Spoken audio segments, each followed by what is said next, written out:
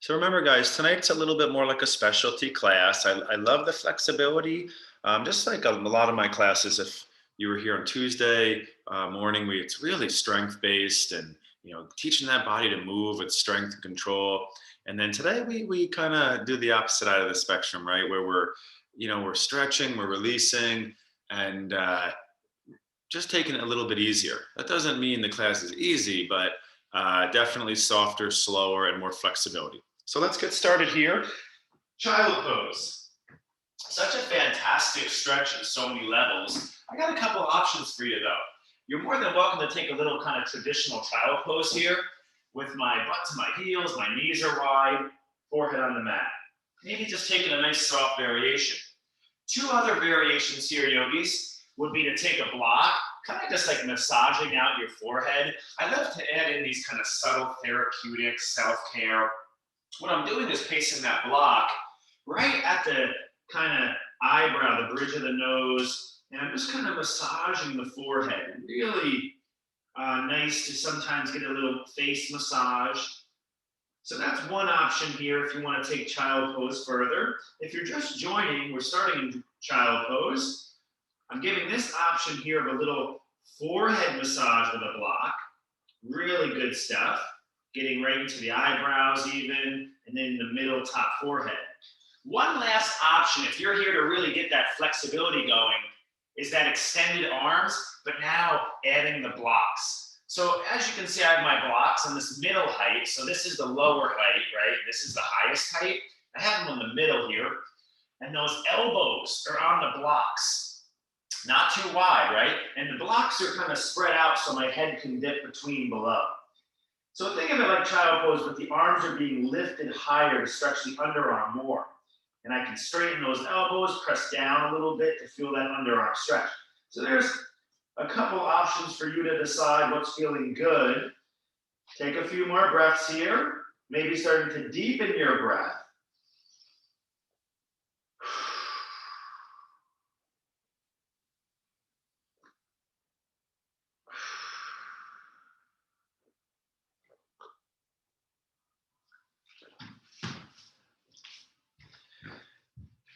So remember, guys, I like to give you some options so you're open to me, but I'm not deciding exactly what your body needs. I want you to always be practicing just listening to your body and just like if we're stretching too strong, you back off, you take that easier some days. There might be some days where you actually take stronger. So say we're doing restorative bridge tonight.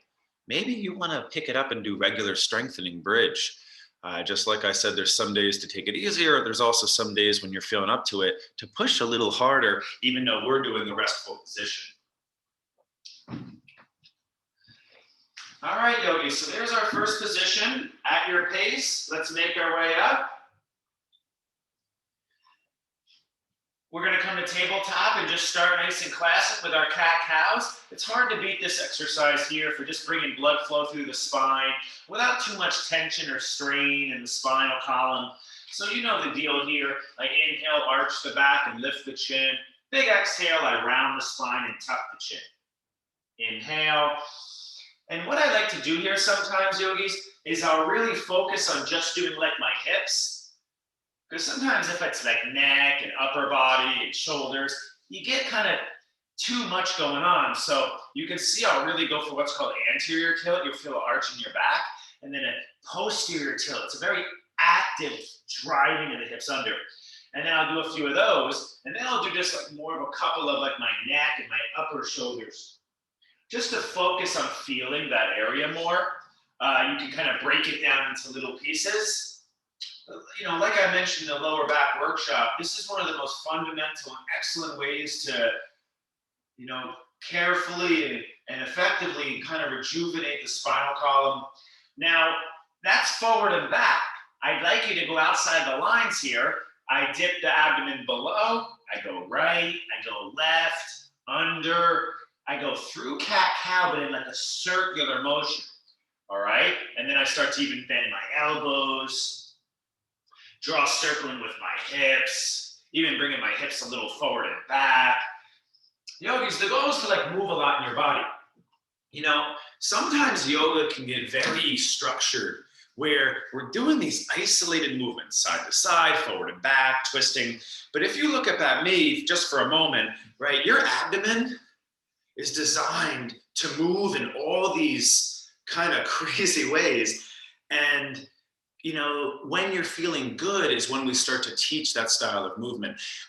Rehab therapeutics is always more linear and controlled and structured. And then as we heal and, you know, attain higher levels of function, strength, and mobility, we do kind of get really more into it, where I'm really just letting it loose here in the spine. So we're not always moving slow either. We do pick it up. All right, let's keep going here, guys. Let's sit right on our heels if you can. We just did this, but just for a brief moment here, just stretch that right arm up and over. There's always some type of lateral stretch or movement in the beginning of my classes. Think of it like a warm-up, where I'm getting into the underarm. Again, this is the lat from the side, this sagittal or coronal. Okay, and then you can do your second side. Just a quick taste here, guys. I'm sitting on my heels again.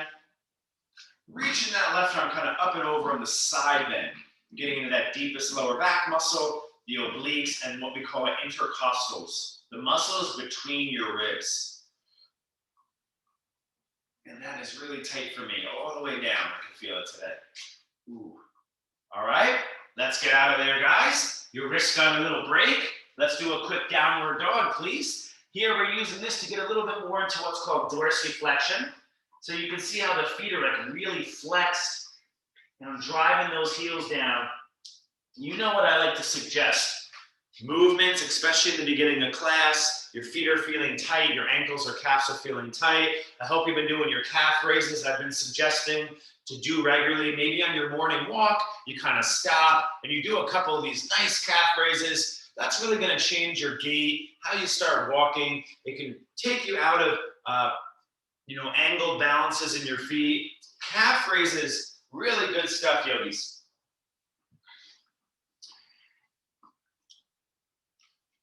All right, and I'd like to do one kind of full core warm up here for your glutes, your hamstrings and your quads, and your shoulders and abs and lower back. We'll meet down on the knees. Give it a little shake, please.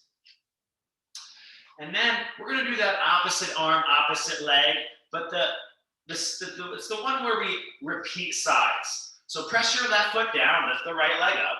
Try to flex your right foot on this part because we point it as it comes forward. Shift your reach to that right hand, left arm forward. You guys all know this. Okay, big inhale, we're going to lengthen and lift. Big exhale, we're going to round. Just notice, as I inhale and lengthen, don't overarch your back like I am right now. Pull that belly in as you reach it out in length. Okay? It's a warm-up, guys, for flexibility class. If you're feeling good, do extra. If you're using it as a warm-up, you did enough physical activity. I've worked out strong the last 3 days. If I was in class, I'd probably be taking it very easy, all right? But there's a lot of classes where I pick it up and the teacher's a little easy, all right? We'll take our second side, maybe a quick neutralizer. Remember, I always suggest taking a moment to reduce residual sensations so you can approach our next side in a clean palate here. Right foot down, left leg rise. Left hand strong, right arm forward. Inhale, exhale. Inhale, exhale. Last few, please. This exercise is just too good. I mean, it would take me, 5 minutes to list off all the different asymmetries and how many different ways and categories this is working your body. It's really just unreal. And so that takes care of those major joints. I want to go back to the spine. We've done lateral, forward and back, and circumduction. We are missing one action, is the rotation. So let me give the physical therapy version first, the softer, and then I'll give the stronger. They are the same thing. If you watch me for one moment, right hand behind the right ear area. Exhale is left elbow, right forearm. Inhale here. Exhale, inhale. There's easier. Watch, stronger. Right arm underneath, actively reach, tap the shoulder maybe. Inhale, arm up. Exhale. It's basically the same exercise, taken a little bit further, longer muscular chains. It's also another one, yogis. If you were in the lower back workshop, if I had to pick like one twisting exercise, it's not lower body loaded or lead, like laying on your back. It's this. If I had to pick hip rotation, it's leg, obviously lead probably, but spinal rotation, it's hard to beat this exercise, especially if you have any back pain. So remember this one, please, okay? We'll do our second side. And then we're basically gonna do one more warm-up, and the big compound, and then you're gonna be in nice kind of more holding postures, nice and slow with breath and stretch.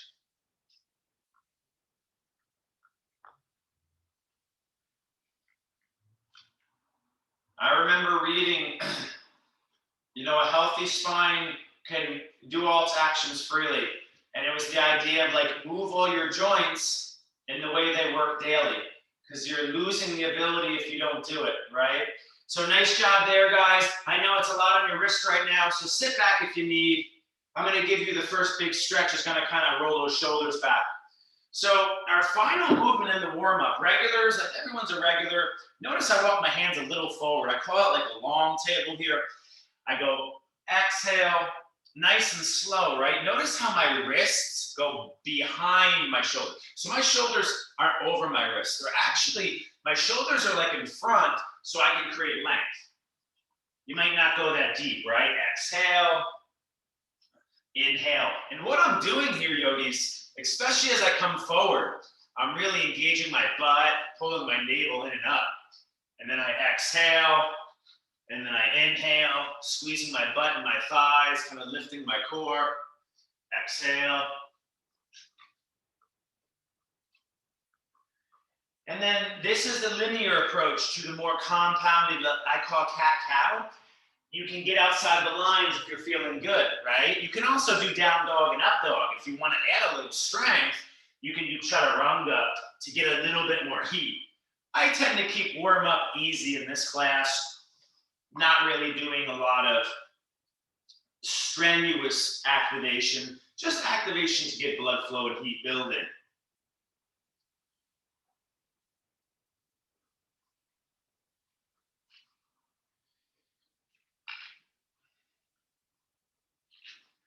All right, yogis, our first stretch.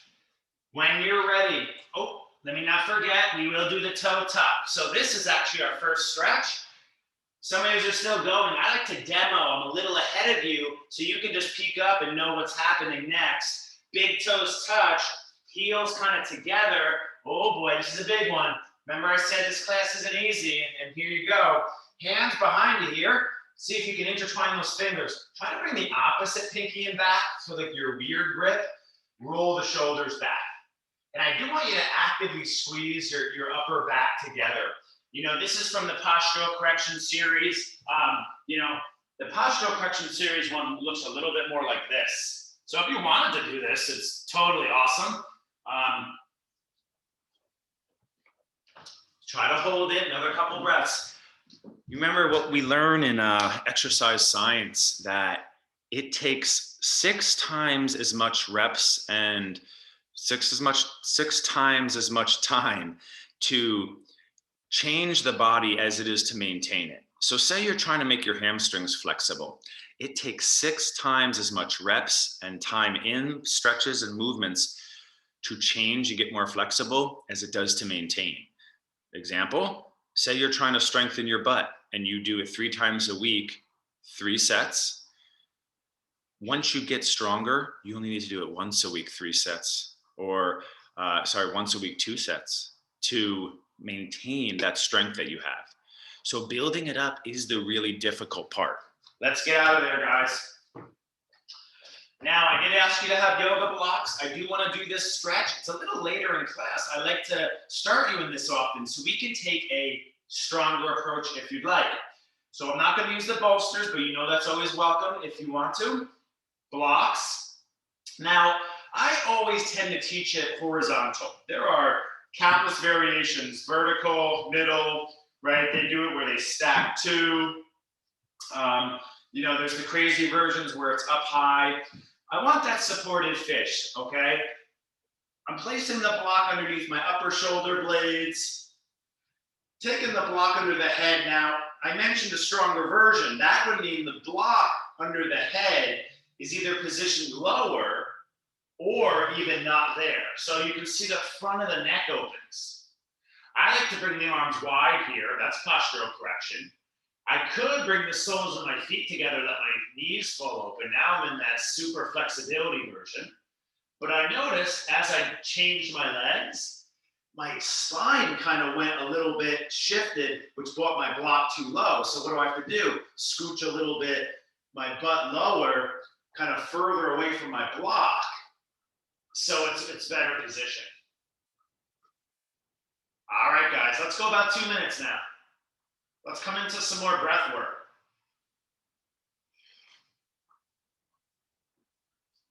Notice how much the belly breath happens naturally here. As you inhale, your abdomen really lifts. You know, it reminds me, earlier today, I had this extreme stress response. I was walking my dog outside and she pulled out of her harness right on a busy street. And I really panicked for a second. My heart rate dropped. I felt this like very toxic anxiety rush over me. Luckily, she just heard me scream and stayed where she was. But what did I do immediately? I closed my eyes. I just like held her and I started breathing, belly breath, like slow, calm. As soon as I had the heightened stress and anxiety, I know what yoga has taught me. So I went straight into belly breath, stimulate my vagus nerve, close my eyes, soften everything. Deep, smooth, slow breaths in and out of your nose into the abdomen. All right, and it works wonders, yogis. Okay, it'll change you chemically.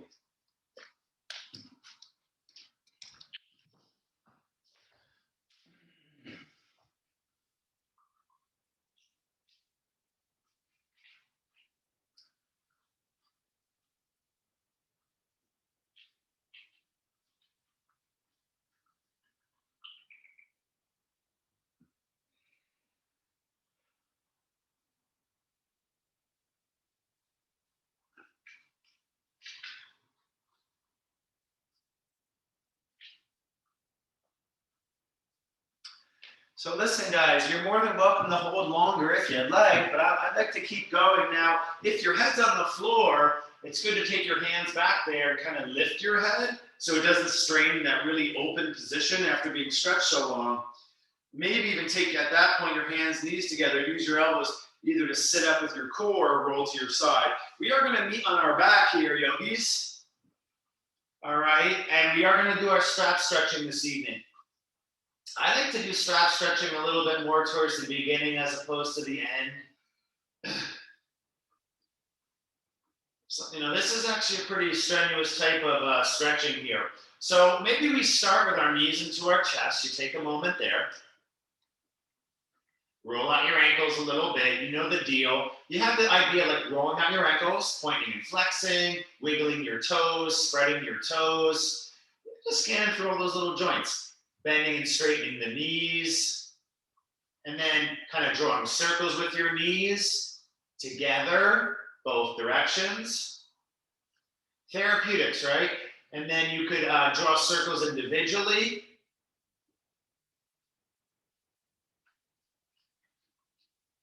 And the last little option would be this windshield wiping. I love this movement. So simple, but man, so good.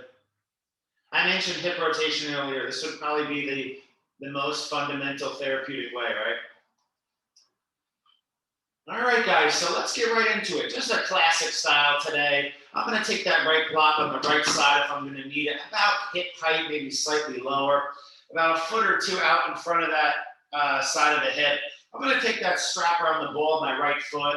Now notice, I don't want to hold my strap like this. I want to kind of reach up and try to relax with my arms. Notice I'm flexing my left foot here. I could even take my right hand in my rib crease, push it out, or pull it out, push it forward as I pull with the left hand. I'll take a few deep breaths here as I try to relax.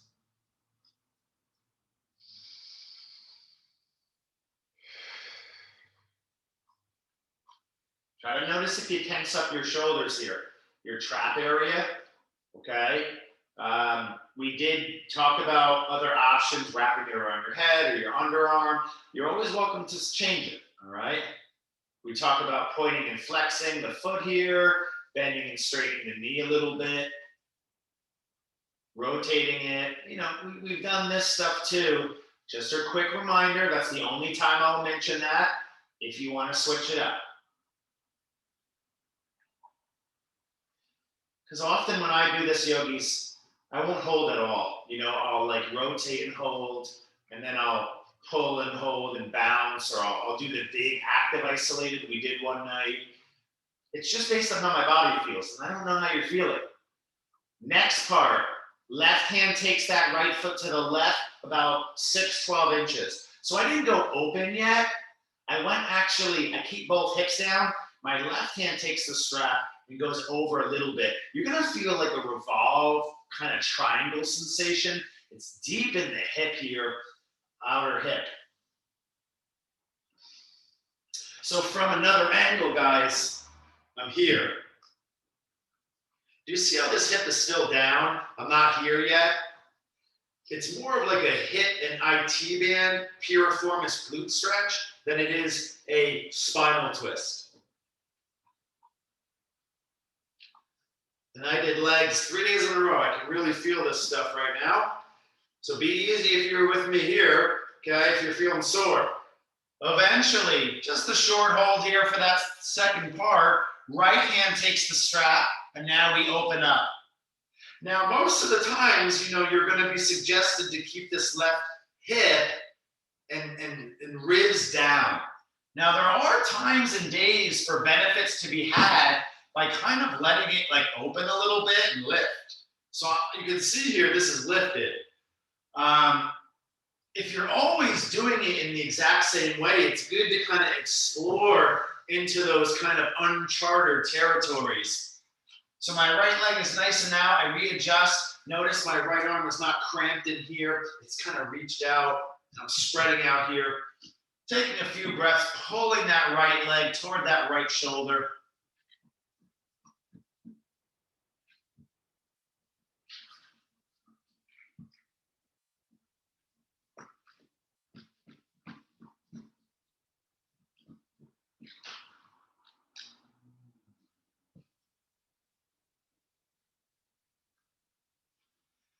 Go slow, a little bend in the right knee, a little soften in the grip, come back up, and then the final part, a little bend in the knee to start. Now I take it all the way across. Just watch the hips. As my right leg is gonna go to the left, I scooch it to the right. Now remember, yogis, you can hold as long as you want. I do not determine the timing. You know, doing this in a yin format is really big stuff, all right? It's about as big as you can stretch your body, really. So it's kind of just a middle round pull, not too short, but not too long. Now there is one last option, big old stretch time here. Be easy if you're gonna try it. So I'm in this position here. My right arm goes forward behind me. This is not for everyone. My left knee bends, so my heel's to my butt. My right hand grabs my left foot. So it's this huge stretch. I hope you can see. I'm pulling on my strap on my right foot with my left hand, and my right hand has my left foot, and I'm pulling everything, twisting my core to the right. I mean, that's basically about as big as you can stretch your body. There's multiple ways to do it, but that is the double bound, like closed chain coil stretching. You know, it doesn't get much bigger than that, which means that type of stretching can cause soreness. So, you know, if you're prone to soreness and stretching, be easy, all right? We release that second bind, soften the strap, come back to center. Some of us like to pull on the center for a moment. If you're joining a little late, you missed our moving warm-up, so maybe be a little bit easy. I don't mind if you guys come in for the whole class or just 10 minutes of it, but just, you know, change it accordingly, okay? Strap eventually, I'll keep going here, guys, so we can do our shoulder work after, is around the ball of the foot, like the padding of the foot, not the arch. So that allows me to get into like the back of the ankle and knee more, okay? So now you can see my arms are kind of straight. I'm not all bent out here. I'm straight. And again, your knee doesn't have to be fully straight. Those are actually quite different if you give a little bend or you straighten. Depends on how you're feeling. But let's take a few breaths here.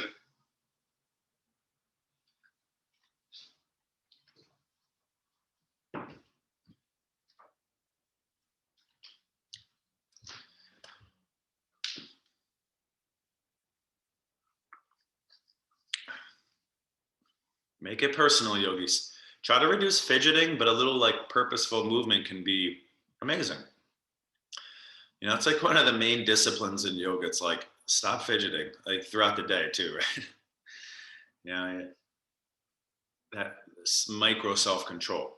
So listen, guys, the second part, whenever you're ready, is a subtle movement. That left leg is up, the right hand takes the strap and takes the left leg to the right, directly to the right in the space. Just about 6-12 inches, depends on your like anatomy of your structure. Your left hip stays on the ground though, because that creates that elongation through the outer posterior leg. It's going to most likely be a very deep, sensational, almost like achy feeling, just like revolved, just like our revolved triangle.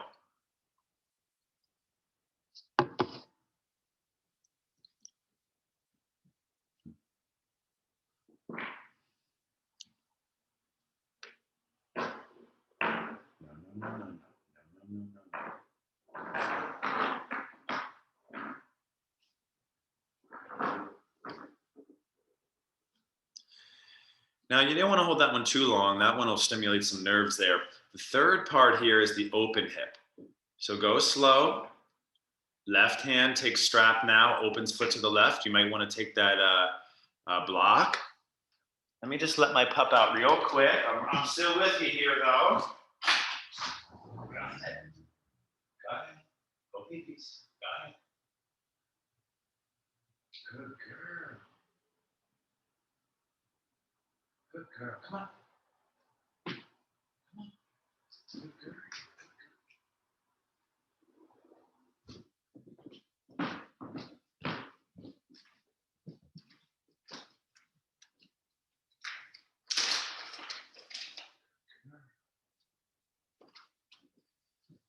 And then no rush, right? I gave you a little bit longer on that open hip on the first side.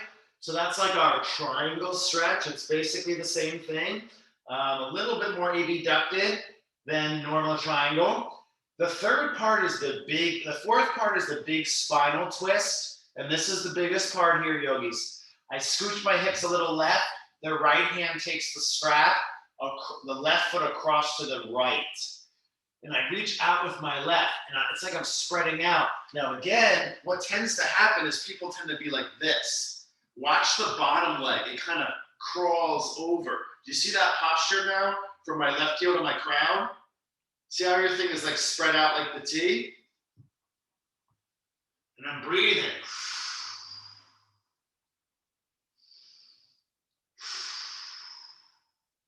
The final part, if you're going really big, left hand reaches forward to grab that right foot. And I'm basically almost considered a contortionist at that point, all right?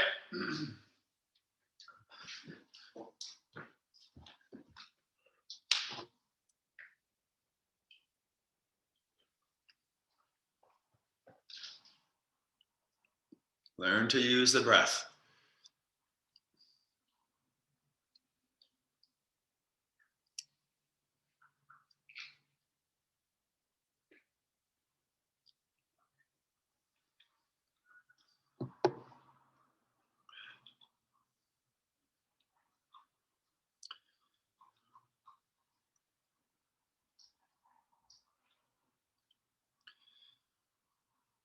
Now, I want you to take your time, right? You're kind of on your own. You always release that slower. The bigger the pose, the slower the release, and the more the kind of neutralizing and soothing in between. It's kind of a good general rule of thumb. Once you do this stuff every day for years, you can kind of pop in and out of it. It's just the muscles are less confused. I talk to the idea you always have to confuse your muscles. So if you always do it, like I said, you always open your leg there and the hip lifts and you roll down. It's time to start reconfusing your muscles. That's really important for the adapting, for the kind of growth and change of your muscles. You have to remember that, yogis, you have to confuse your muscles. Okay. And that's why I love yoga. It's all just so confusing endlessly. I have one more thing we're going to do on the back, please. You're going to release that. So what is all that? It's hip flexion. All this is getting tight in there, right? So I want to do the opposite, the restorative bridge. Feet down, your pace. I'm demoing. Hips lift, block under butt. Notice, it's not my lower back arch. This is my lower back arch. It's underneath my sacrum. It's the pelvis more, okay, your hips. Now, you can go big if you want. You want to do this slow. It's not really recommended for, people with back pain. You would want to start like going like that, maybe a little. You would probably have to bring the block a little bit lower, 3-4 inches. It's more like your coccyx now, that's below your sacrum. And then boom, I'm in the full extended bridge. What you want to look out for here, guys, you don't want to feel your block pushing the lower back arch compression. You want to almost feel the opposite, not like major, but it's almost like your block is pulling your hips away. All right, and notice what I'm doing here. I'm kind of inching my upper body away,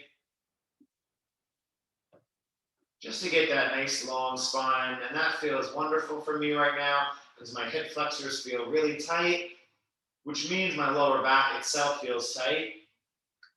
But I know this is going to help. So I'm just going to enjoy it, reach my arms above my head. And let's take a few more, let's go another minute and a half at least here.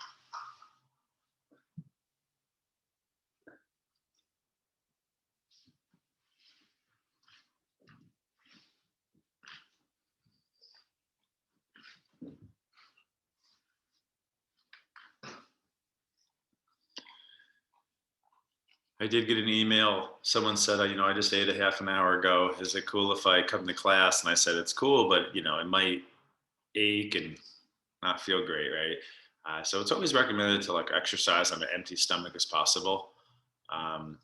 If you're gonna come to class after eating, blood flow is in your gut and in your viscera, so you wanna, it's just not gonna feel nearly as good, and it's not great for digestion. You want to always take easy versions if you will be here after eating, and avoid inversion, flipping your digestive tract. But you can still come, just take it easy. All right. They didn't show up, so they took it as a no. All right, guys. So when you're done there, you're more than welcome to hold longer. I think that's a pretty good hold. Let's make our way up to seated by taking a happy baby first. So you'd want to remove your block slowly. Use happy baby to kind of neutralize for a moment. And a seasoned practitioner might go to plow. You swing your legs up over your body. Those two are kind of in the same plane of existence there, just like a figure four and a pigeon. Not exactly the same, but very similar, as opposed to what we're using it for right now.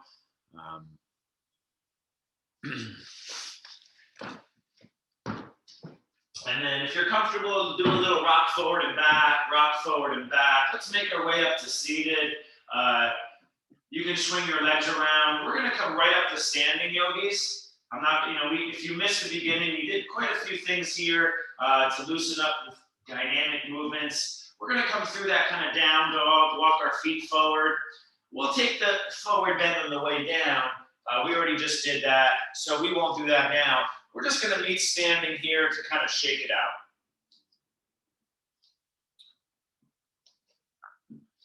And just kind of neutralize. Some things I like to do are hip tilt, hip circle. I'm not going to do these tonight.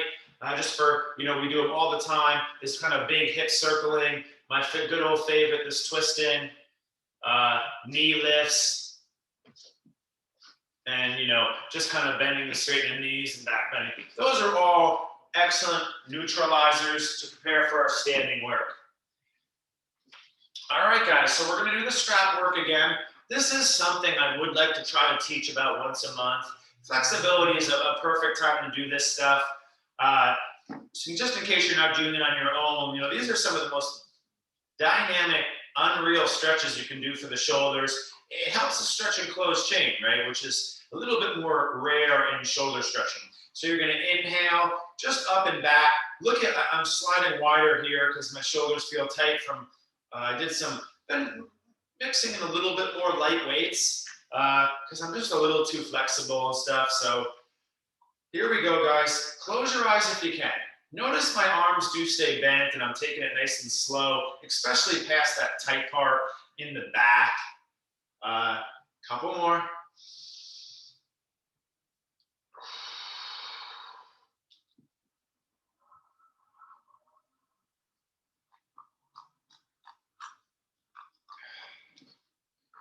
And this can be a little bit achy, right? As soon as you're passing back here, you get these muscles are like all squeezing. It's kind of like this one, but your arms are straight. So there's more like a retention pattern. Your arms are straight open and locked by the strap. So a little bit of achiness back there is okay.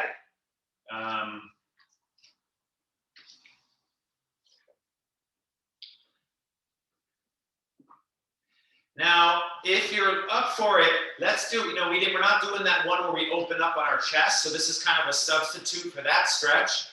Here, I open up. It's kind of like right in that space, right before it drops down. So for me, it's about right there.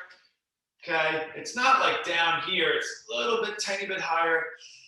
It depends on how your pec major's muscles are tight, depending on if you need it like here or here more.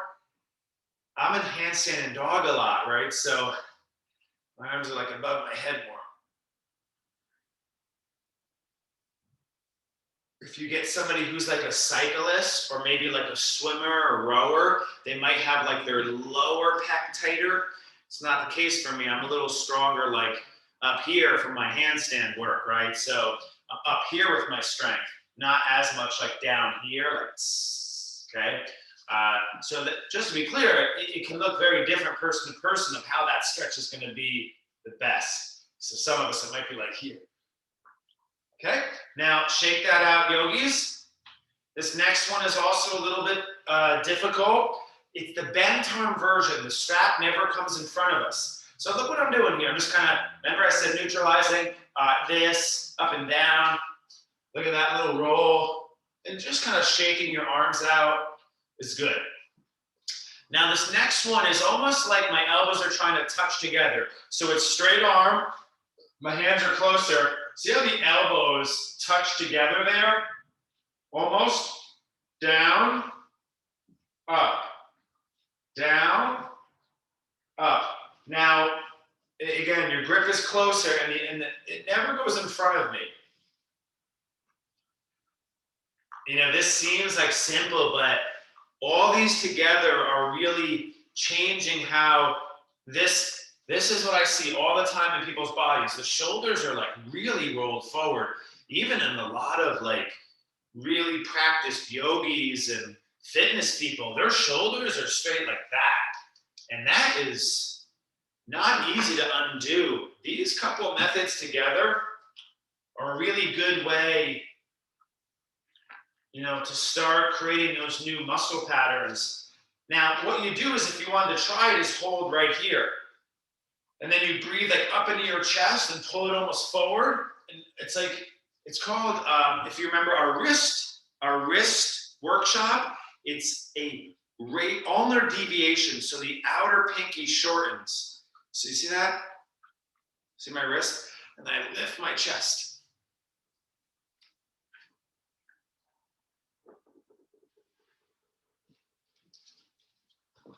And then you can take a little breather. You know what that is like, yogis? If you can relate it to something we do. Remember how we do this a lot? I have you do that a lot in like goddess or even like locust, even lunge where we go and I say literally try to touch your elbows together. That's that same thing, but you have like the top strap helping you. Let's do 2 more with the strap since we're on strap night. This is just a side bend, and I like to add this one in just because it's quite different. I widen your feet, and as I go to the right, my left arm really reaches like up. Okay.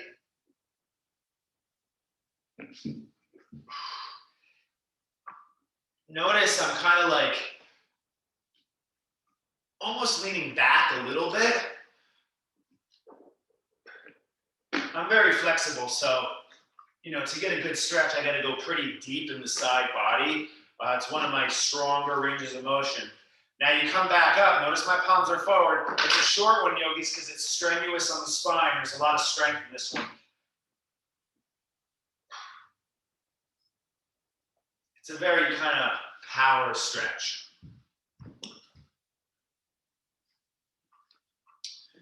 And just idea like keeping those arms up and wide also is another way we open the chest, but it's a particular muscle. So take a breather, do one of these, we're gonna do one more, then we're just gonna hit the neck quick with the asymmetry one tonight. So let me just show you really quick. We did this hold, which is pec major. We did this, which is more like a reciprocal inhibitor for like your upper traps. You have a muscle called your levator scapula. It's really deep in the neck under, connects to that scapula. And this is, why don't we come here with it like that? It's pec minor. We have this muscle deep underneath the chest. It's way under on the ribs, and it connects through to your neck. So deep under here in the ribs goes under your collarbone right there. The scalenes are right there as well. And pec minor is actually right here, and it connects to your scapula here. Scalenes is right next to that, and it can affect that too. So our last one here is the Gomukhasana. I mentioned that we're going to do this forward bend, and this is where we're going to do it. If you'd like, it's easier to widen your feet. In more advanced practices, we have people with feet close together. We even do it like this. So if you wanted to go big, right ankle in front of left, the biggest variation is with your feet on blocks. And I don't mean the whole foot, I mean the ball of the foot. We are getting into some serious gymnastic stretching though with these versions. So this is strongest, heel on floor, ball of the foot. This is second strongest. Just remember which foot's in front. If your right's in front, your right arm's going to go up. Easier, more easiest. Upright is easiest. I gave too many options, but I like to show you guys everything. Right arm reaches up, down the back. Elbow hugs in, upper arm reaches back. You can do this warm-up stretch here. It's a nice tricep as my upper arm is reaching kind of down my back. You know this one, it's an isolated kind of, you'll feel it in the back of the arm, maybe the armpit. If you wanted the second part now, left arm out, palm face behind me, and then I grab the strap. Now, I mentioned the different leg variations if you want to go big. Be easy, yogis, all right? You go forward fold. So if your right arm's up, it's just like ego here, you would go here. If you wanted to do that cross leg version, the super crazy, potentially injurious style of stretching here is like this.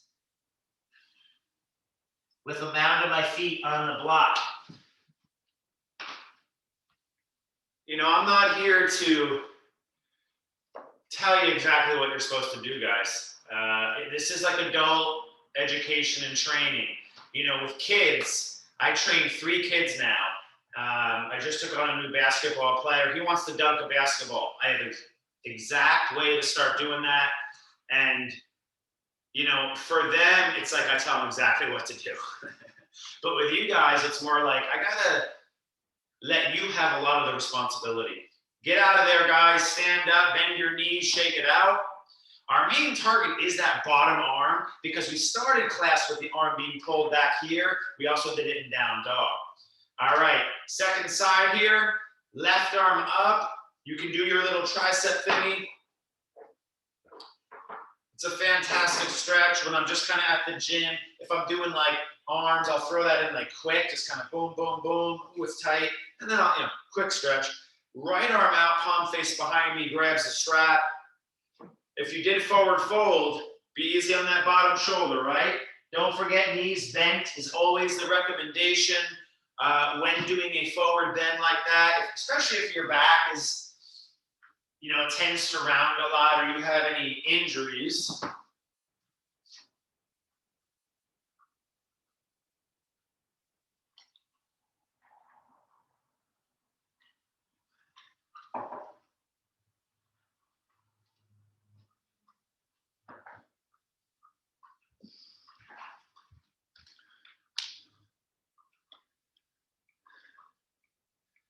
So we're doing some big stretching tonight. This, like I said, the straps is about as deep and as long as you can do your hips and core. And, then this is about as big as you can do your shoulders. And we're going big tonight, yogis.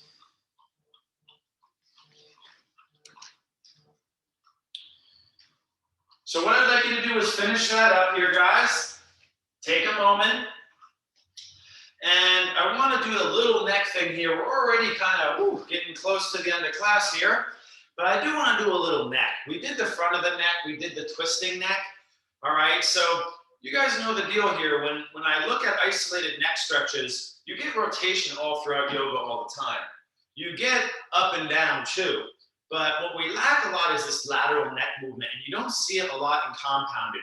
So if you're thinking about a neck stretch to do, lateral is nice, but it is the most, let's say, risky neck stretch, okay? You're looking over your shoulder, you rotate your neck a lot in life, but you don't go like this that much, right? It's not prepared for it. I stand up tall, right ear, right shoulder.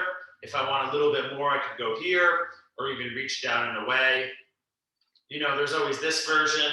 We did that, I think it was Saturday or last week, where my hands are here. Just left, you bring the right ear to the right shoulder, feeling the stretch in the side neck. Now remember, there are little subtleties you could do where you kind of tuck the chin a little bit too to get more posterior neck. Or, go slow if you're doing this. Lift the chin almost to get more of this kind of front lateral neck.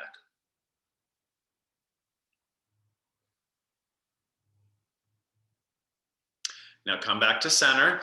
One of these is good because that trap is running all up there too. Right? Especially if you did the posterior one. And so it's good to do like a little neutralizer. Nice. And then second side.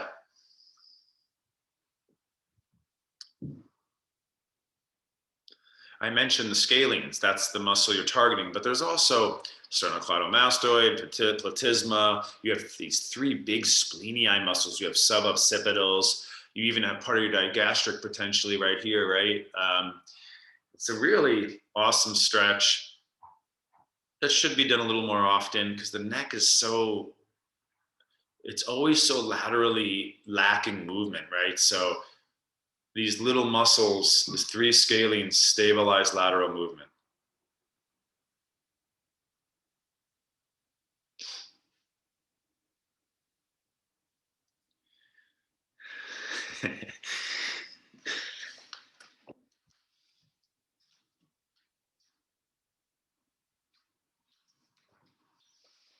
All right, Yogi, so I want you to finish that up. If you want to give a soft little neck roll, that might be awesome. You know the deal there. So good.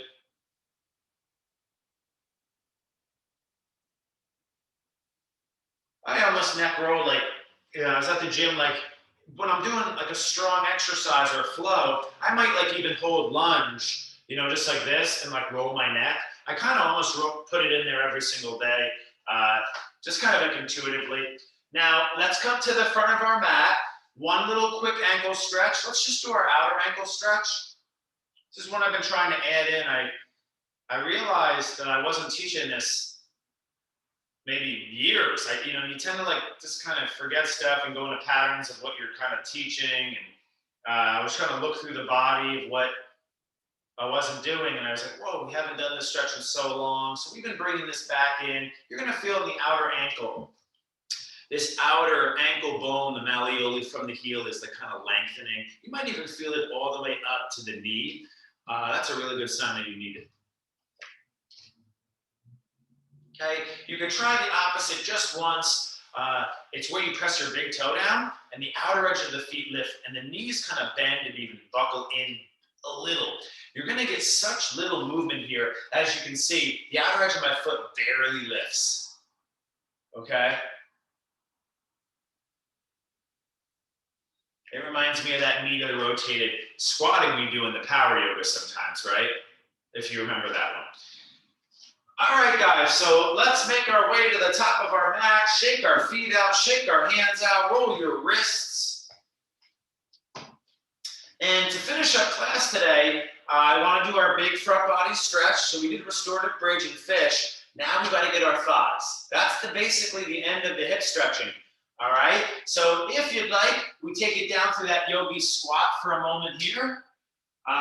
When you're looking at some of these foundational poses, child pose and yogi squat, both similar. We started in child pose, so we won't hold long. This is basically a more aggressive, weight-bearing form of that child pose. Try to lengthen the core. Last 2 to 3 breaths.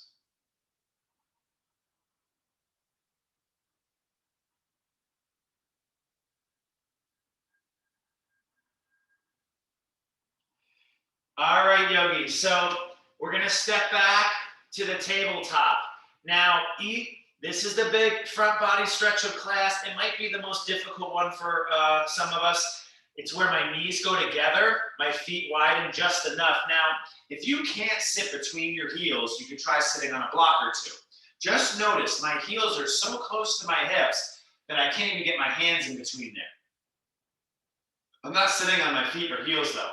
If you can't do that, sit on a block. If you can't do that, a lot of people know this one where think child pose. Instead of having your feet wide, knees together, your big toes touch and your knees go wide. And then I sit on the heels again. Now, this is the deepest knee bending of class, right? Because we are trying to sit between the heels, so it's hyper bending. Now, the goal is to try to lean back a little bit, but that takes a lot of practice. I like to tell the story. When I started yoga, I was a pretty good athlete, you know, but they put me in this yoga pose. I couldn't do it. It hurt like heck in my ankles.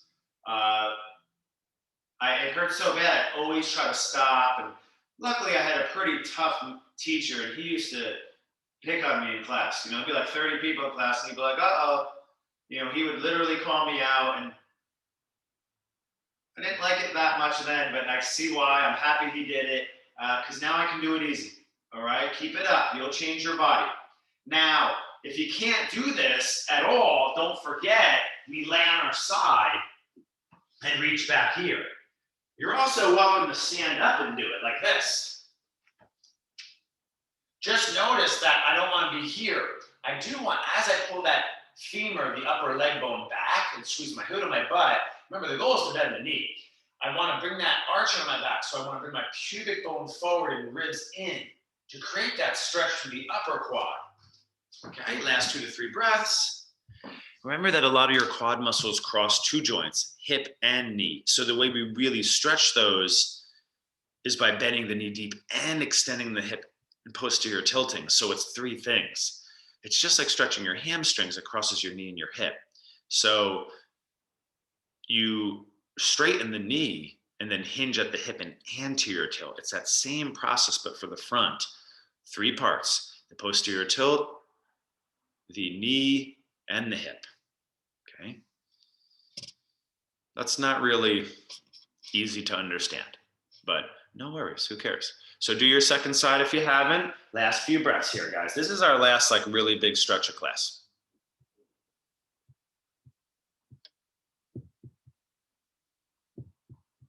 Okay. Okay.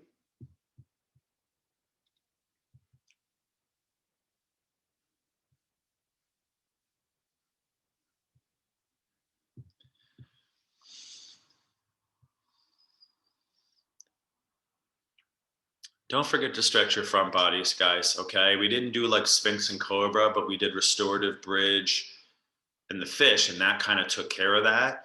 Um, Stretch your front bodies more, okay? It's not done enough. All right, guys. So when you're done there, let's make our way up. Now, we only have a few minutes left in class, so I'd like to give you a couple options. Some of you guys might want to do wrist, throw the back of your wrist down. You can do it here or seated. You could go like this even. Another nice option could be laying on your back. We did the cross here in the strap, but it's not quite the same. It's in the same category, but if you wanted to go this, figure 4, the piriformis and like the SI glute, that's crowd favorite, right? So that might be good. A softer closer here could be the neck traction, right? I did this one yesterday, and I'll hold this for like 15 minutes, and I put the block up against the wall in the highest setting, and I really let it pull. I use my cork block actually, and I'll let it pull that neck long here, guys. Another way to do that is flat, if you want it to go huge, okay? I'd like you to take one more kind of stretch of choice. We've done enough, but if there's one last thing calling to you, I always want to give you time for that. And there's my little lazy pup. You can see her. She's a yogi contortionist as well.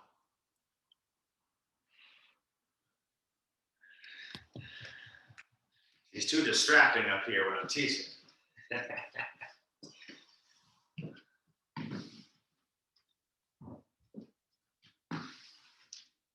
Good girl. I realized she did a little test with the vet, and she has a little kind of parasite in her digestive tract. So she's on a little medicine. So they said it could make her feel a little sick. So I don't know. She might be feeling that. Good girl. Okay. So listen, guys, I got about, it's already 6:28. I'd like to do our final closing meditation.